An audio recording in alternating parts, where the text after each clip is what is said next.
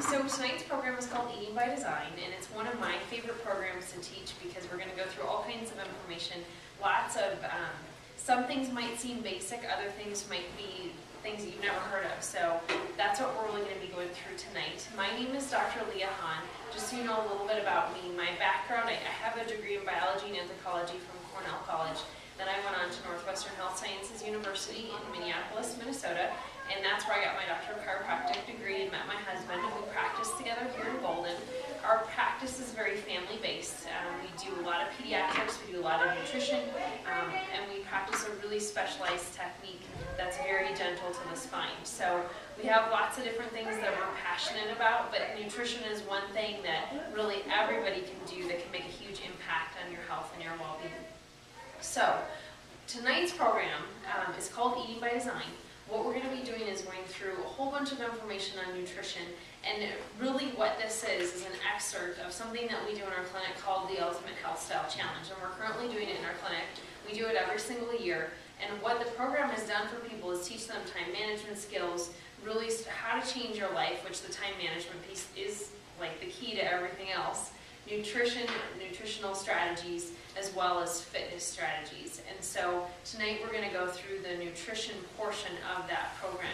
But really when people have done this in the past and really changed their habits, we've had clients that have lost anywhere from 5 to 15 pounds in a period of about 6 months. We've had people that have really been able to go from like zero exercise in their life to exercising for 2 hours a week or 4 hours a week or whatever it is, making some big changes in their just basic routines. But the focus of tonight's program really isn't about losing weight. It's often something that happens when people adopt these strategies into their everyday life, but our goal is to really teach people to eat the way that they were designed to eat. And so we're going to go into more of that and what that means, but really our focus is gaining and maintaining optimal health.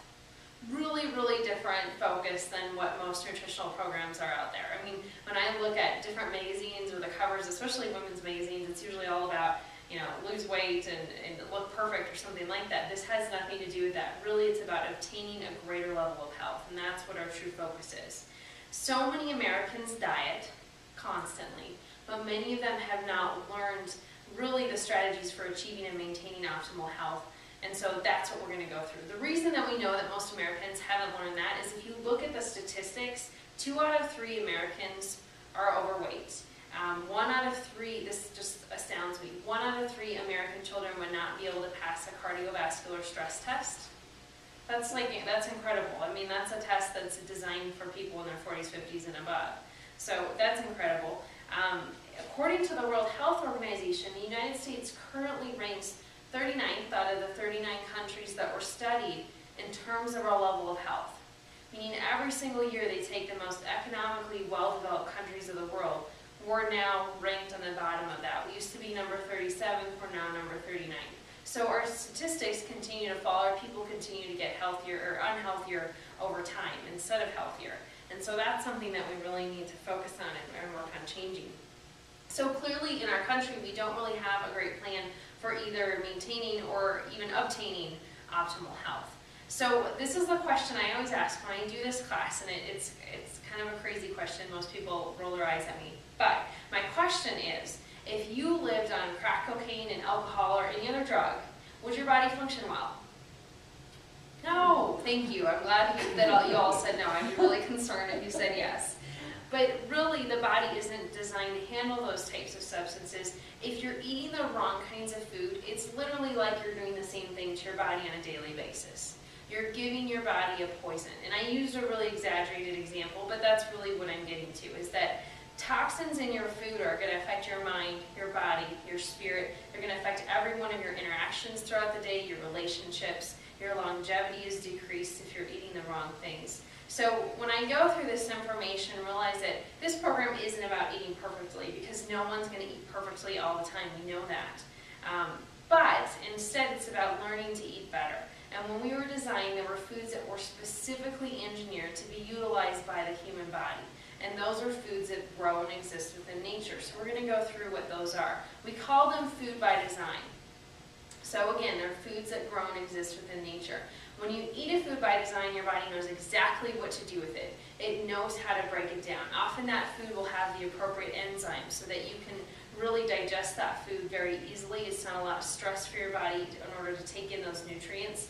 There's usually a ton of vitamins and minerals in that food. An example would be like an apple.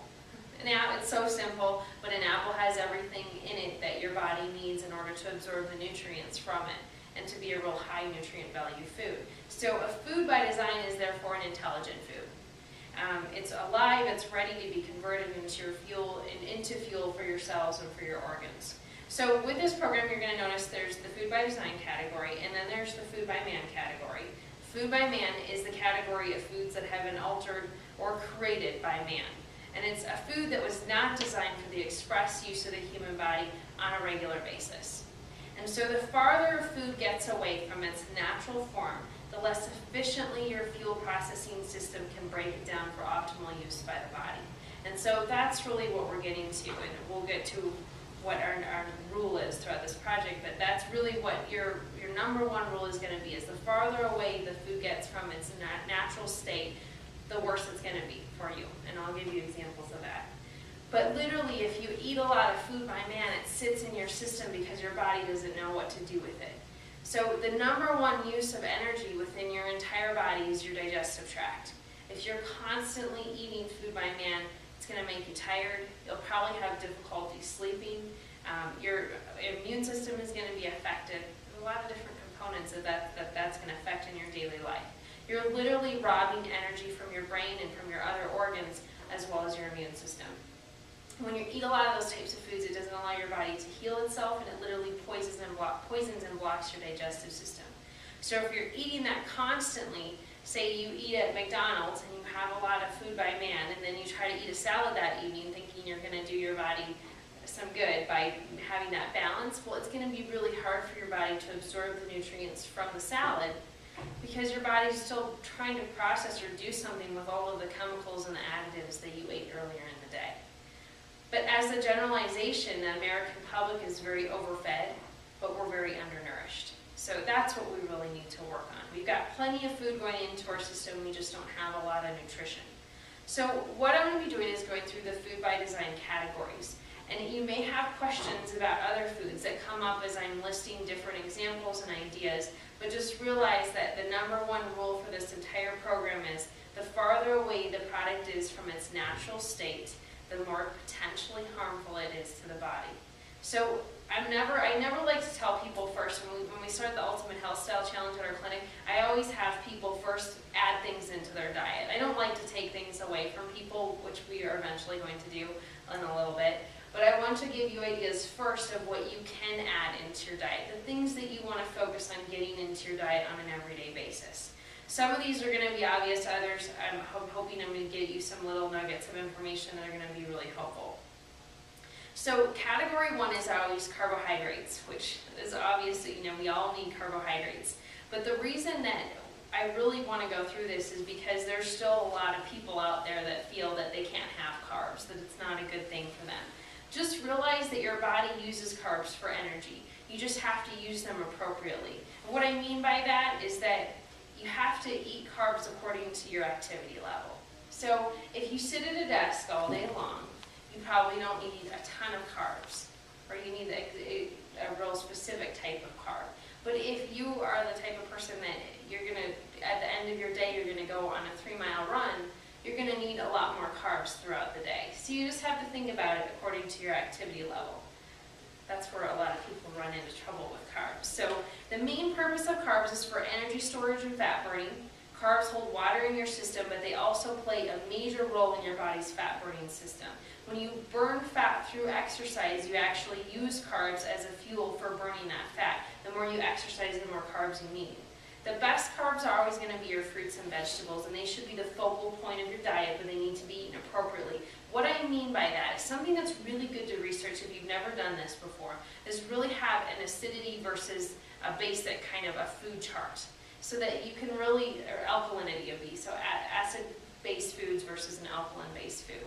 And what I mean by that is fruits really increase your blood sugar. They also are typically more acidic. There are some fruits that don't fall into that category, but a lot of them do. Vegetables do not affect your blood sugar. You could eat vegetables all day long. Your blood sugar wouldn't really be affected.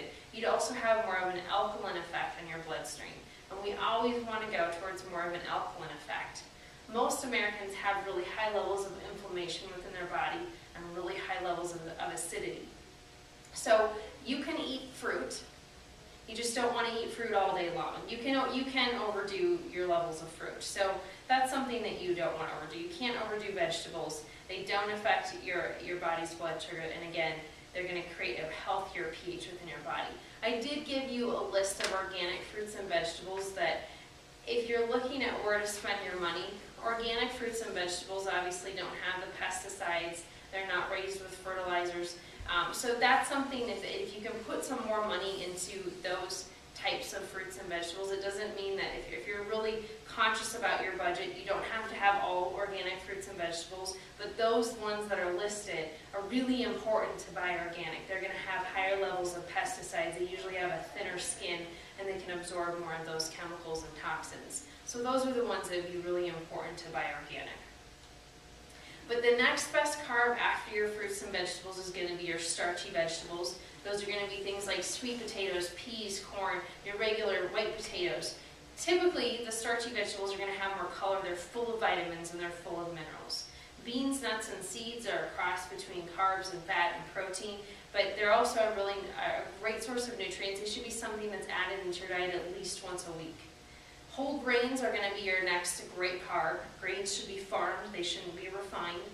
Real whole grains are going to contain the shell, the original fiber, the nutrients. They take anywhere from 20 minutes to an hour to cook them.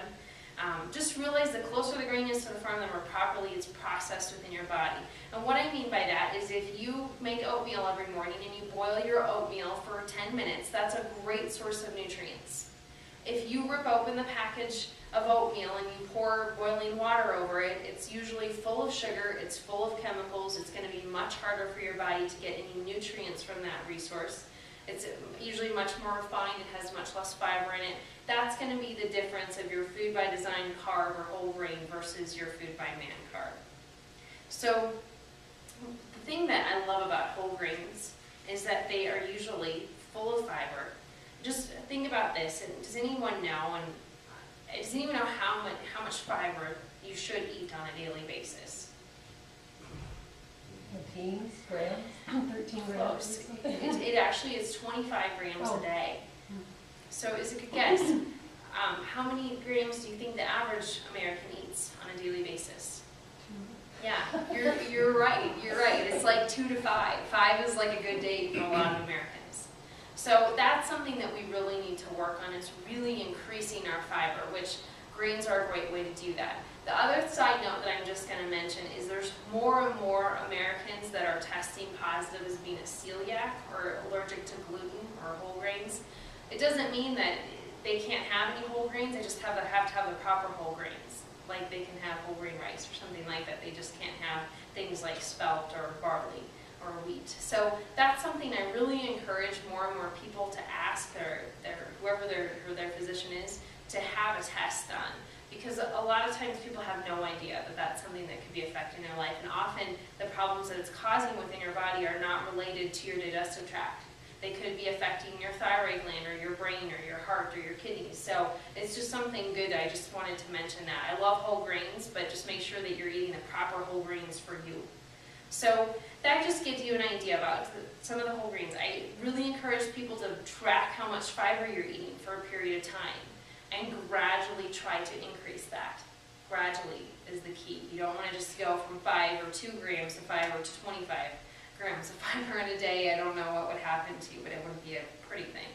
So the next category, so that kind of gives you an idea about your carbs. Your next best category, meaning it's still okay, but it's not my favorite, is going to be your whole grain pasta, your whole grain breads, your whole grain cereals. And the reason I say that they're not on my favorite is they're still more processed. So again, like your oatmeal is going to have very little processing. Your whole grain bread is going to have a lot more processing than just the oats would. So it just gives you an idea of how that would be ranked.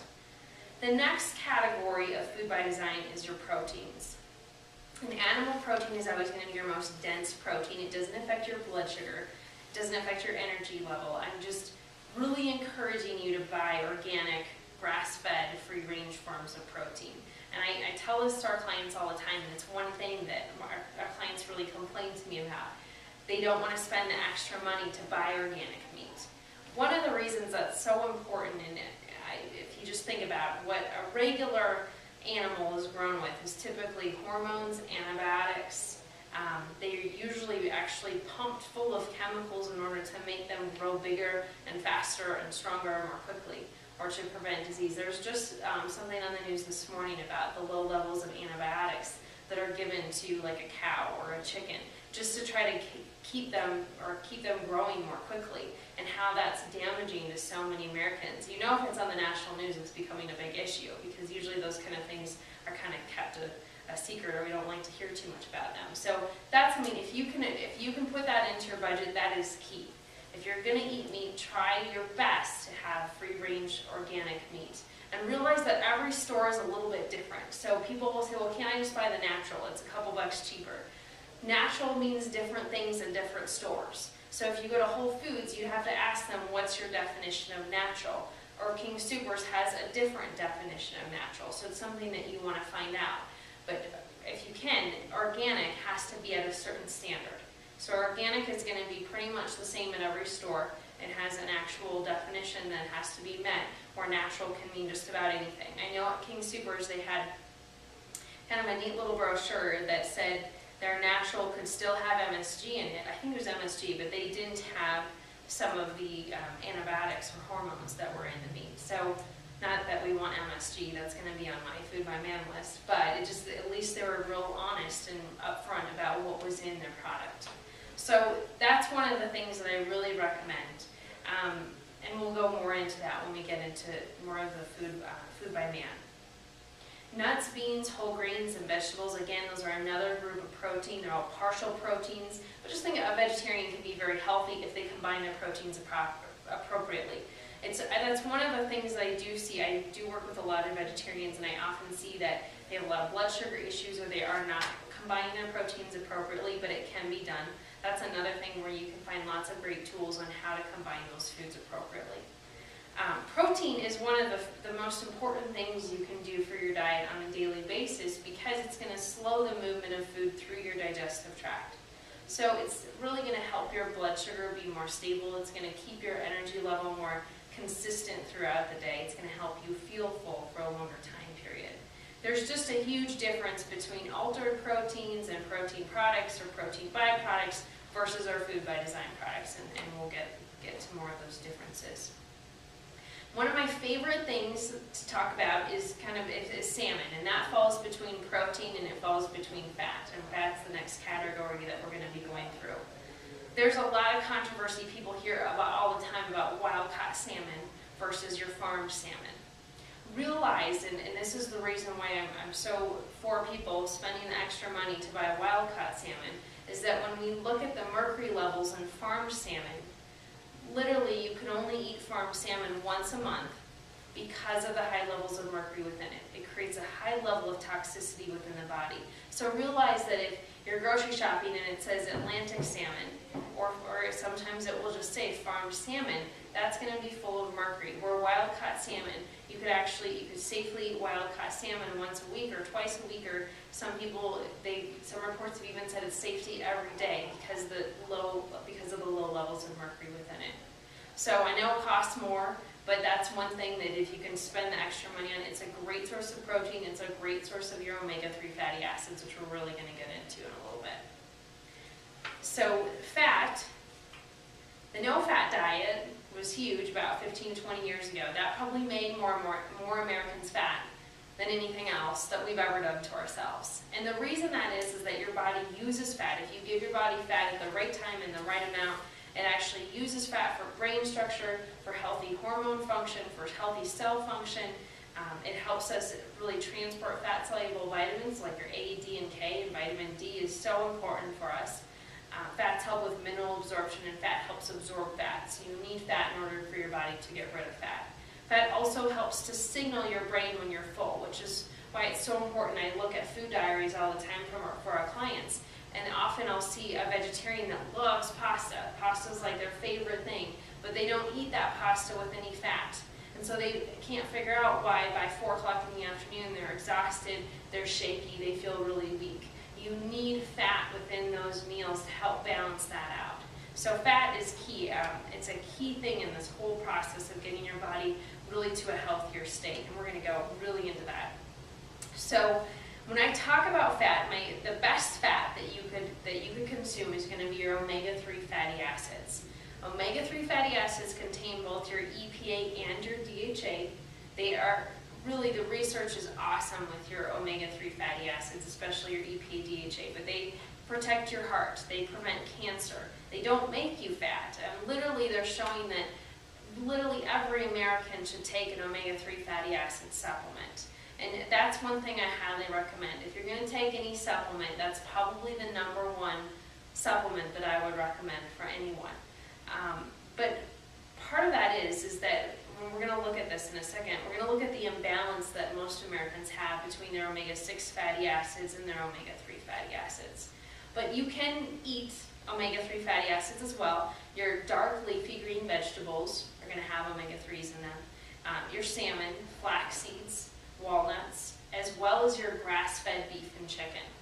So your regular commercial types of meats that aren't grass-fed or they're not free-range usually do not have omega-3 fatty acids. Your grass-fed meats actually do. So that's a real positive about spending some extra money on that meat. But when we talk about that, I'm going to go into this more when we get into what we're not going to want to consume so much of. But really, you kind of need to load up on omega-3s every single day. So I'll be giving you more ideas for that.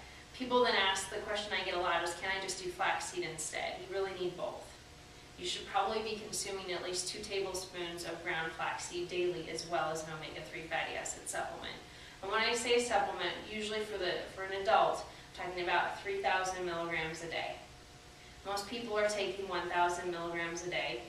That's enough to make a dent, but because of the imbalance, again, and I'll talk about that more, but because of the imbalance that most people have, they need to be consuming 3 grams or 3,000 milligrams of omega-3 fatty acid supplement daily. It's another one where you really want to pay for that quality supplement, because if you notice, just like your salmon, it can be contaminated with mercury or PCBs. So really important to have a good quality supplement that's tested regularly, or that the company actually tests, so that you know you're consuming a good quality product. In terms of other fats, almonds are a great source of fats. Almonds actually have more omega-6 fatty acids, but because they're very alkalizing, as well as a great form of protein, it's something that I recommend at least a handful of almonds every single day. Extra virgin olive oil is the highest quality of oil. It's going to be the fat that you probably want to cook with most frequently. So in our house, we basically only use 2 fats. We use extra virgin olive oil, and then we also use coconut oil for baking. The extra virgin olive oil is very alkalizing. It lubricates the joints, and so it really doesn't break down much when you heat it. But one of the latest things that came out in a research study was that when you're using your extra virgin olive oil, a great thing to do is, if you're going to saute vegetables, is to coat your vegetables first with the oil and then put it in the pan. So it sounds kind of odd, but what they're saying with that is that it's not breaking, and not even that it's breaking down, but that you're really retaining a lot of the nutrients that are in extra virgin olive oil. So it's something that you just coat your vegetables first and then put it in the warm pan. Coconut oil is really the only saturated fat that we recommend, and that's really a hard one for some people because they're used to hearing about how awful coconut oil was for us many, many years ago. But coconut oil is actually great for your immune system. It's very helpful in stabilizing your blood sugar as well. So that's something I know I work as well with, I've said, a lot of vegetarians. Something that we'll recommend is just having a piece of whole grain bread with some coconut oil on it, and it's enough to help them really pick up their energy and stabilize their blood sugar throughout the rest of the day. So I went through a lot of the food by design. I'm going to go through bits and pieces of that more as we go into the next category. But what I'm going to be going through is the food by man.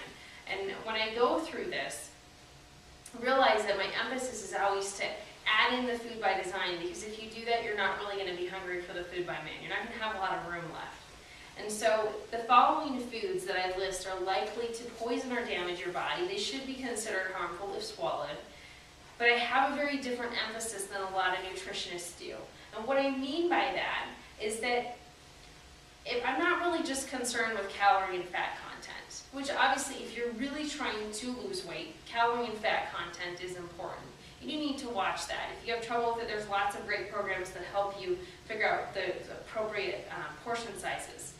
But really what I'm concerned with is these foods' level of toxicity. Meaning if you're going to really function well and have a really optimal life, you don't want to be dealing with a lot of toxins within your system. And so these are foods that are typically full of toxins. I'm going to explain that so you get an idea of really what's going on with those. So the first one is pig and pork products, which are not my favorite. And the reason that is pork has a real increased concentration of fatty tissue. Their fat is able to absorb toxins or poisons within their environment, which if anyone thinks of the kind of environment that a pig lives in, it's usually not a real pleasant type of an environment.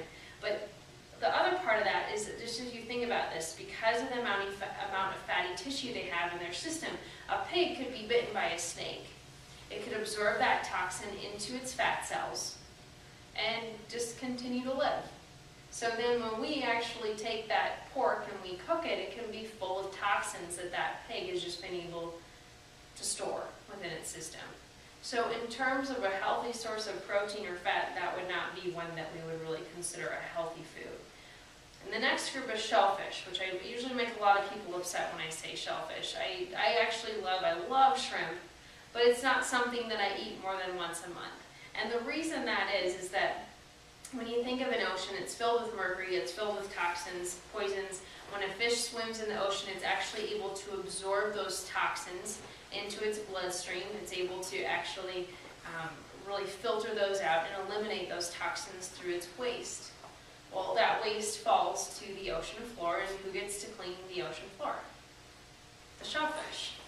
And so usually shellfish are full of toxins. Again, doesn't mean that you can't ever eat that. It just means it's not going to be something that you want to have shrimp twice a week or once a week. Maybe every other week max, but it's not something that you want to do all the time. The next one is sugar substitutes, which we could talk about for the next 5 days. And that's something that is so important. But when you think about humans in general, we all have a really natural desire for sweetness. And that in the 1960s, we started to address that issue. We started to figure out that sugar wasn't so great for people, that it could cause diabetes, that it affected your teeth negatively, caused you to gain weight. But the first artificial sweetener that they actually developed was saccharin. When the initial test came out, they showed that it caused rats to develop cancer. It's definitely not a healthy thing for any human to consume saccharin. But the second artificial sweetener they created was aspartame, and that's still one of the most popular ones that you'll see on a lot of products. But just realize that to create aspartame, what they did was they started with amino acids. They bonded those amino acids with wood alcohol. When that heats up to your body temperature at 98.6, that bond is broken. Therefore, you have free wood alcohol roaming around within your bloodstream. It affects your nerves, it affects your entire nervous system. It's a toxin to your nervous system. It's highly dangerous to your entire body. I wish more people were aware of that. But a similar food that's going to affect you very negatively, like that would affect your nervous system, would be the MSG, or MSG products. And that's another one I really highly recommend Googling that and finding all the other names that can be used for MSG. Because it can be hydrolyzed soy protein or hydrolyzed vegetable protein. It's still MSG. It's still going to affect your body negatively like MSG would. So it's something to be really aware of so that you can read labels very carefully. A lot of people consume artificial sweeteners because they think it's going to help them lose weight or maintain their weight. Realize, and this has come out, study after study after study has shown that if two people eat the same ingredients or the same amount of food throughout the day, but one consumed artificial sweeteners, the one consuming artificial sweeteners will gain more weight over time. So it has been shown to be false, and I love it when they actually have shown that artificial sweeteners will mimic in your body insulin. And so those people, and I see it all the time, you hear about it all the time. You see people who go to McDonald's and they get the Big Mac and the big Diet Coke. They're actually going to be worse off in the long run than the person who just ordered the regular Coke, the regular sugar, full of sugar Coke. So just kind of gives you an idea. It's really not a healthy thing. The last one I'm just going to mention was a study that was done on Splenda. Still falls into that same category. It drives me nuts when I'm at Costco and I see the people buying their big bag of Splenda. But realize there was a study that came out. It was from the Journal of Toxicology and Environmental Health. It was published in 2008. It stated that Splenda actually reduced the amount of good bacteria in the intestines by 50%. It increased the pH level in the intestines and contributed to increases in body weight. Your intestinal bacteria is huge for your immune system health, for preventing cancer. It's very important to have good bacteria within your intestines, and so that just gives you an idea of how damaging those products actually are. And people, when I do these classes, and I always get, well, what about Truvia or Purevia or whatever? They're all the same. They all are chemically modified. That's why you don't see a lot of advertising, for stevia. Because stevia is a natural compound. They can't like put a trademark on stevia. They can't, I'm trying to think of what the word is that I'm looking for. But they can't market it in the same way. It can't be branded in the same way because it's a natural product. And so that's why you're seeing them modify stevia, which isn't bad for you, but they're modifying it so that they can get that trademark or patent so they can actually have a product. So not a healthy thing, just in general. The next one is trans fats. Really simple. Everyone knows about trans fats, I hope. Just realize it's a hydrogenated oil. It's a fat that's been altered. It doesn't matter if it's a soybean oil or cottonseed oil, whatever it is. It's been altered. It's actually listed as a cause of death by the CDC. It lodges itself into our arteries. And so it can obviously cause a lot of issues with blocked arteries and not having good cardiovascular health. A lot of people are used to thinking about canola or corn oil or grapeseed oil as being a good product to use for their cooking. Just realize the longer those products sit on the shelf, the more carcinogens they can release. The same as when they're heated. Those products can release carcinogens. So again, I mean, really at our house for all of our cooking, and some people think that olive oil tastes a little odd, but I guess you get so used to it you don't even think about it, but we use olive oil for all of our cooking. And then we use the coconut oil for baking. But that's the reason why I used to use grapeseed oil all the time, thinking it was a great product. And it does have some really good properties, but again, when you heat it, it's going to release carcinogens, and that's why we don't recommend it. So what I was going to mention, and this goes back to our omega-3 fatty acids, one of the root causes of disease that so many Americans have is having a real imbalance in their omega-3 fatty acids to their omega-6 fatty acids, meaning anytime you eat processed food, anything that's fast food, anything that comes in a box, it's going to be full of omega-6 fatty acids. And so as Americans, we have a lot of omega-6 fatty acids in our system because most people eat processed food every single day. But we don't have enough omega-3s. And so really what the Europeans did was they developed a blood test that showed that balance. And so what we should have is a 4-to-1 ratio, meaning 4 omega-6 fatty acids to our 1 omega-3 fatty acid. And that should be the balance that would create a real stable system, not a lot of inflammation within our bodies. What Americans have, does anyone have a guess? 39 to 1. 39 omega-6 fatty acids to 1 omega-6 or omega-3 fatty acid. So they have this huge imbalance, which when you have that, again, it's increasing inflammation. That's your root cause of Alzheimer's. It's your root cause of a cardiovascular issue, of having a stroke, of having diabetes. So that's why it's so important. And so how do you cut that out? Well, you stop using your omega-6 fatty acids. You stop eating processed food as much as you can. You eat things like a handful of walnuts daily. Walnuts have found to be one of the highest sources of omega-3 fatty acids. They're just very acidic, and that's kind of the weird part about about walnuts is that they're pretty acidic. So walnuts are something that you want to eat about a handful every single day. Walnuts are a great thing. You use extra virgin olive oil. You use coconut oil.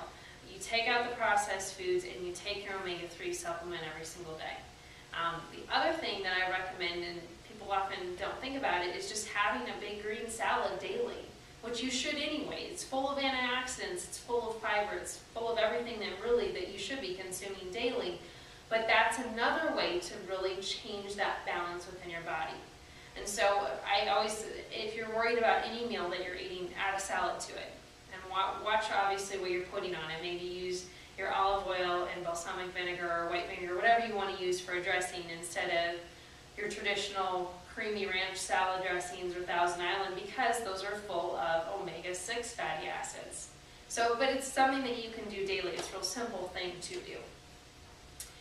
My next category is additives, colorings, flavorings, and preservatives. And just realize that most of the things that we use in our processed food here are obsolete in Europe.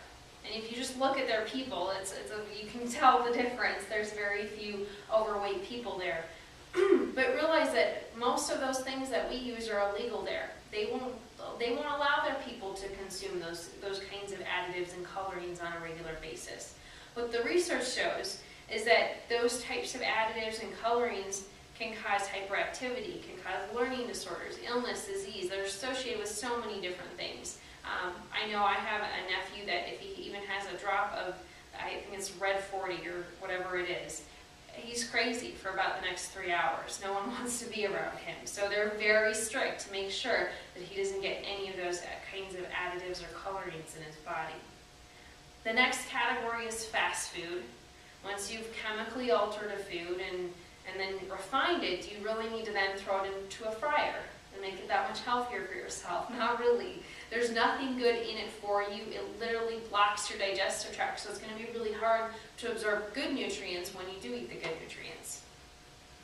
And the last one, I've got a couple more, but the last word about animal products is, again, it's just eating refined animal products. And what I mean by that is, if you take pork and then you add a whole bunch of sulfites and chemicals to the pork and you make bacon, I really like turkey bacon. I like to have it every once in a while, but it's not something I'm going to eat all the time because it's full of additives. It's very difficult for your body to get the nutrients from it.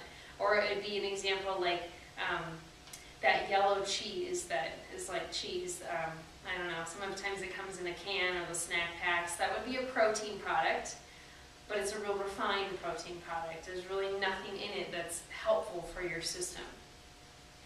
Animal products would typically be a food by design, meaning if you shot a deer and you cooked and ate the deer probably ate grass and leaves, you're eating a real pure product. So most of the time animals are going to be a food by design. It depends on what kind of meat you're purchasing. And again, your regular typical meat is typically going to be full of antibiotics and hormones and steroids, and so that's why we really want to avoid that. Dairy, I have three more. I'm sorry, this is depressing. Hopefully it's not that bad for you guys, but dairy is really the next group of foods to be aware of. Milk is a food, it's kind of a unique food by man, and what I mean by that is that milk was created for a different species than man. Humans are the only species that drink milk as adults. It comes from a mammal mother to nourish baby cows and lambs and dogs and humans. But in order to drink cow's milk, what we do in our country is we homogenize it, we pasteurize it, it kills the germs, but it also kills a lot of the enzymes and the proteins that would be of benefit to us. And so everything that was put in milk so that you can absorb that protein or you can absorb the calcium literally isn't there. The studies have shown that people with osteoporosis, some of them drank milk and some of them didn't. There's not really a lot of true research to substantiate whether that dairy product is really helping Americans have an increased calcium value within their system. But a reason why you would want to limit dairy products, if you think about it, a milk protein from a cow is much larger than a milk protein from a human. If you give a baby cow's milk, it can cause asthma and ear infections, lots of problems related to having a real decreased functioning immune system. So the main reason for that is that the milk proteins from a cow are much, much larger than the human milk proteins, or what the baby would be designed to actually consume. Human milk is about 2% protein. That's what a human needs to grow about 20 to 30 pounds in the first 2 years of life. A cow will grow from 70 to 100 pounds in the first 2 years of life, and part of that reason is that the mother's protein in that milk is much larger than it would be for a human.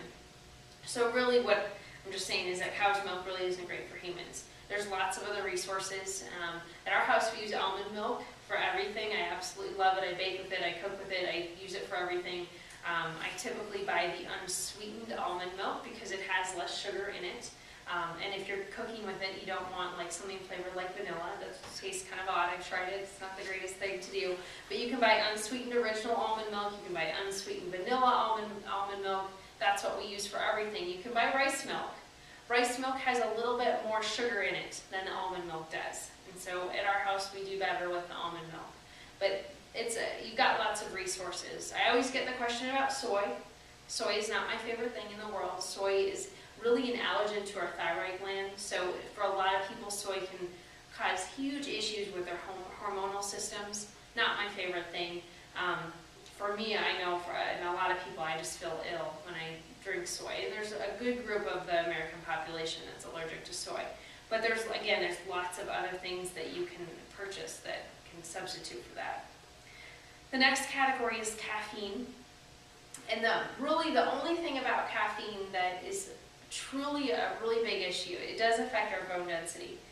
But the other part about it is that over time, if you're constantly up and down throughout the day, meaning if you start your day with a big cup of Starbucks coffee, your body, no matter what, will find a way to depress your system eventually. You're going to have the up, probably a really big up if you have a Starbucks cup of coffee because it has even higher caffeine content than regular coffee.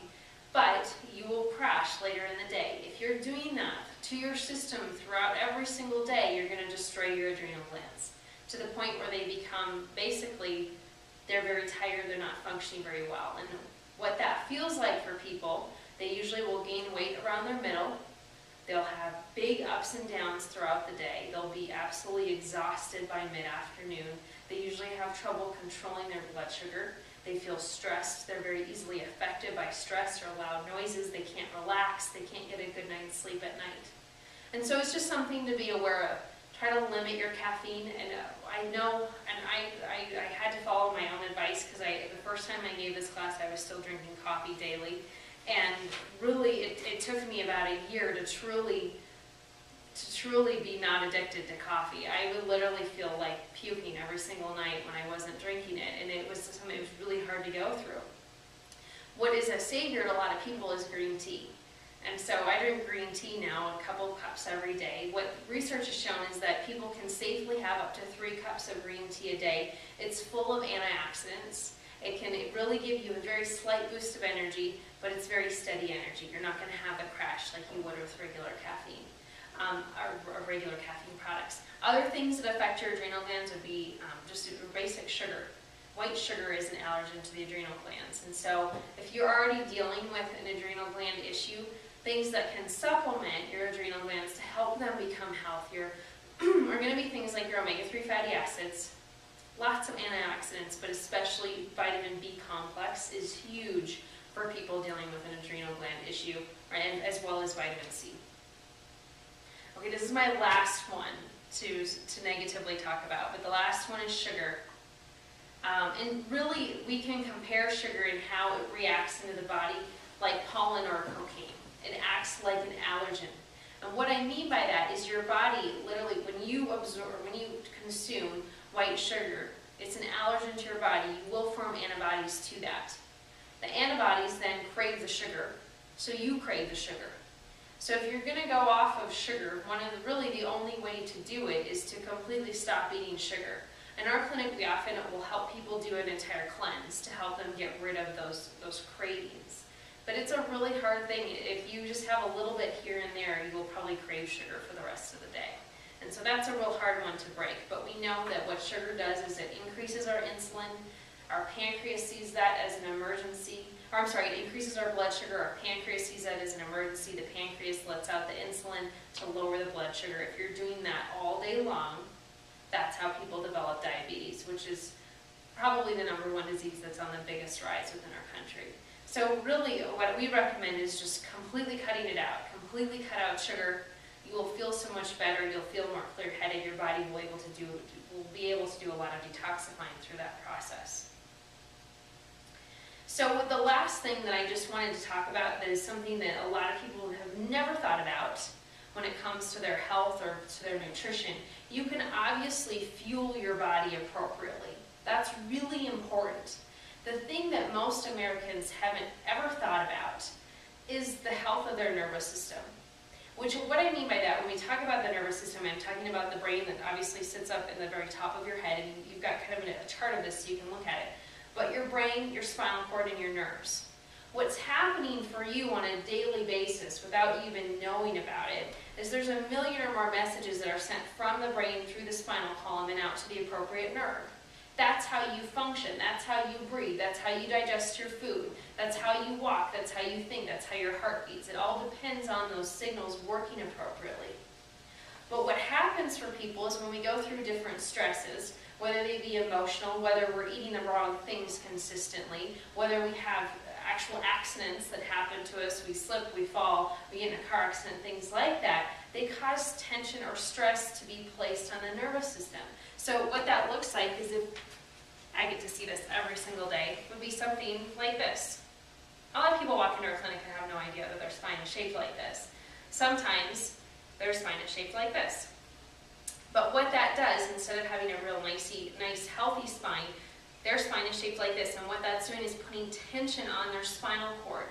What the research has shown is that if there's just the weight of a dime affecting a nerve or the spinal cord, it decreases the function of that area of the spine by 60%. The question I get from people all the time is, why can't I feel that? Some people say that they can feel that, they can feel pain within their body. But realize that when you look at this whole complex system, it's 90% of the nerves in your body that have absolutely nothing to do with sensing pain. 10% of the nerves in your body sense pain, the rest don't.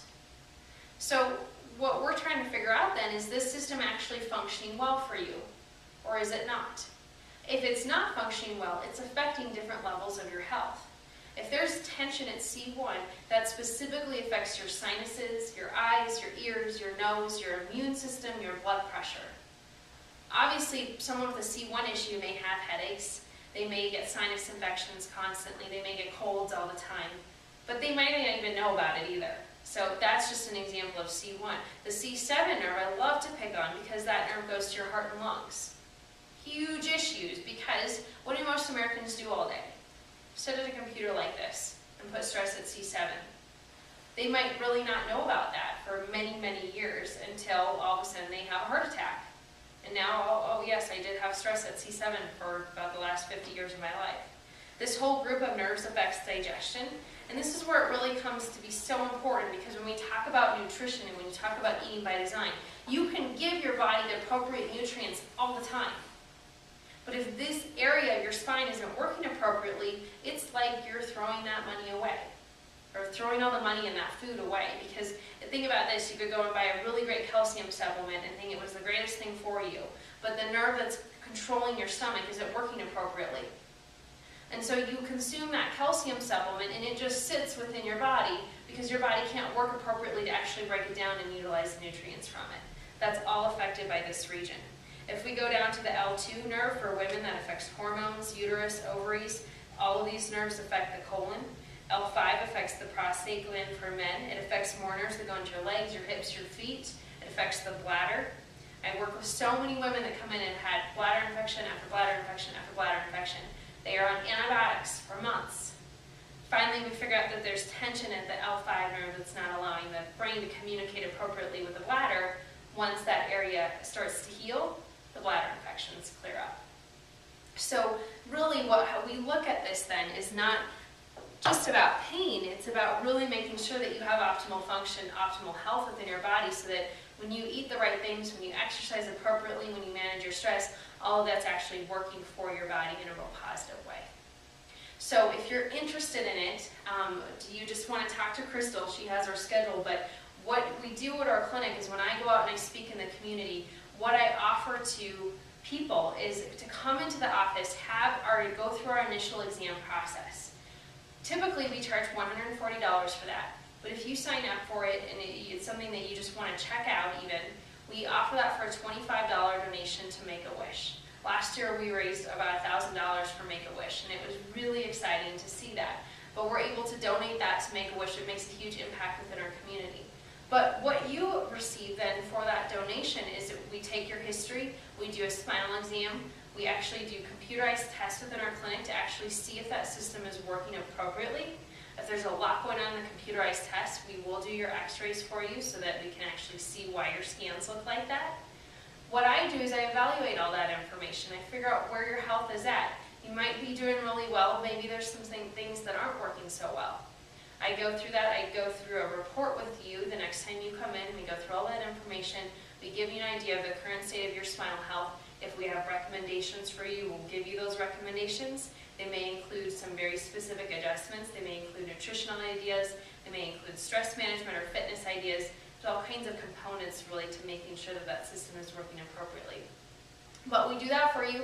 It's a $25 donation to Make-A-Wish. It gives you a huge piece of information about your health and what's happening.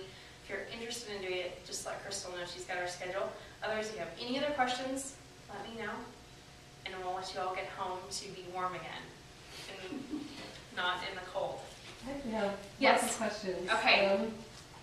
About sugar.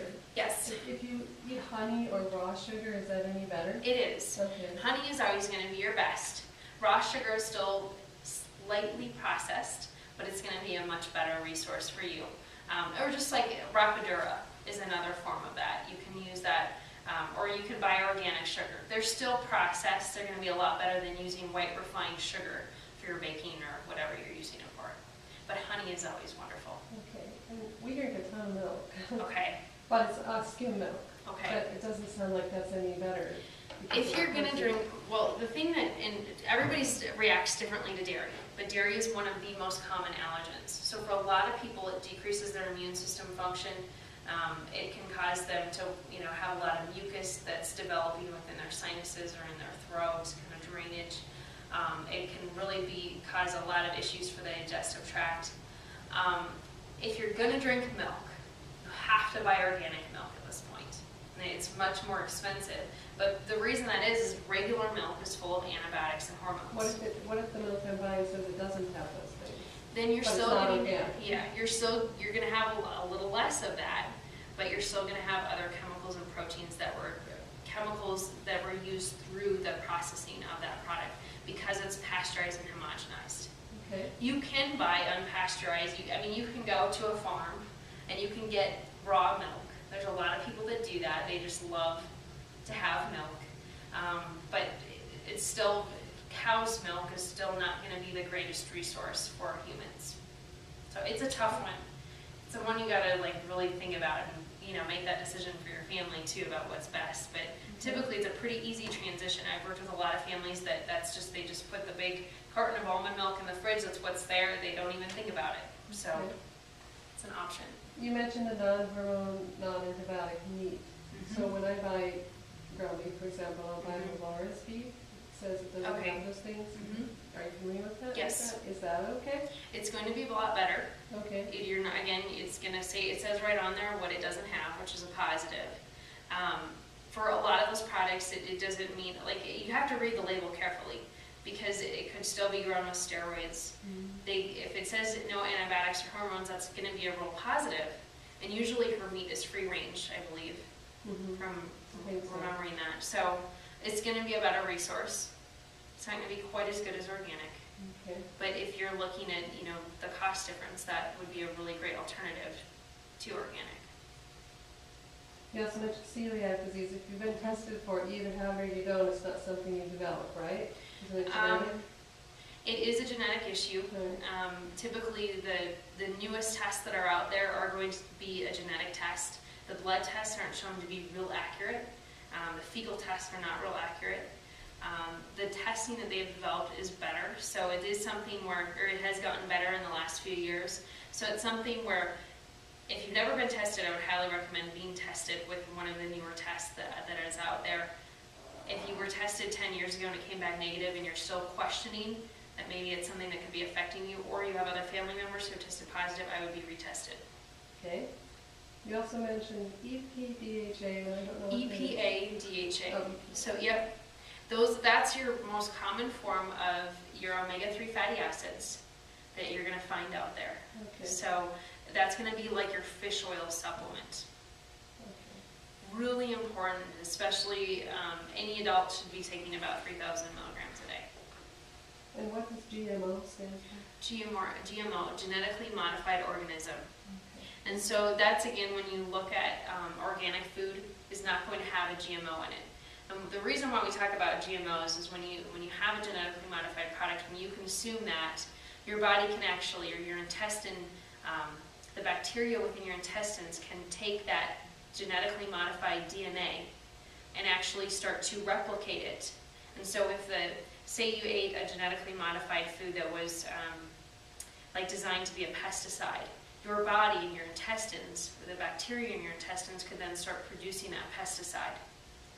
Not a good thing. No. Most Americans want food to be labeled whether or not it's genetically modified. It currently is not being labeled. Most of our produce is still pretty safe. If you ask a grocery store, they'll let you know. And maybe you even know, Crystal. Do you know what the coding is on it? I want to say if it starts with an 8, it's organic.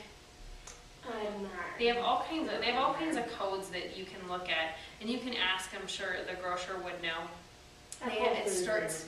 Yeah, if you just went in there and you asked, like they'll tell you, okay, if it starts with this number, it's organic.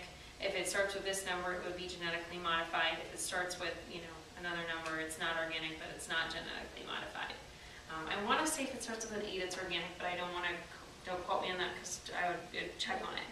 But that's, with produce, we typically don't have a lot of genetically modified produce, but really anything in a box, anything that has high fructose corn syrup is genetically modified. And something I do remember, I used to work at Whole Foods is why. Pretty much all corn at this point is the one thing that's going to be genetically modified. You have to buy organic corn. Yes. Is key. Okay. Yeah. And that's kind of the one produce item that I'm pretty sure if it's not organic, it most likely is genetically modified.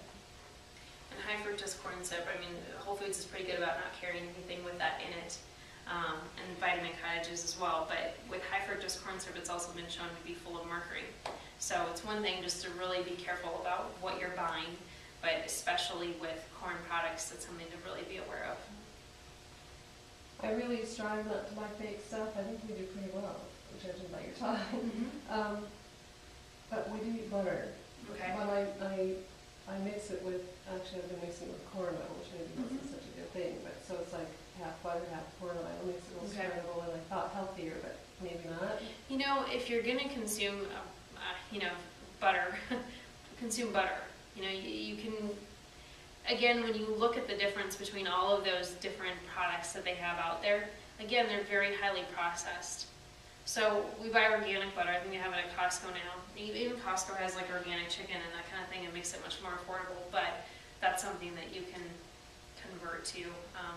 But I would spend a little bit extra and get the organic butter. But if you're gonna bake or something and you don't want to use coconut oil for some reason, there's some things that do taste a little odd with coconut oil. I don't mind trying it, but like Yeah. you mentioned, I've always had the impression that it wasn't good. Yeah, all the latest research that's come out in about the last 5 to 7 years is great. So that's now, if you go to like Vitamin Cottage, you'll find they have tons of different coconut oil products. And the only thing that's a little bit different when you're baking with it is that it's a solid. So it's it's kind of more work to kind of measure it and get it heated or whatever you need to do. And the last thing, we actually do have pork probably once every 2 weeks. Okay. But we only eat either pork chops or tenderloin. Okay.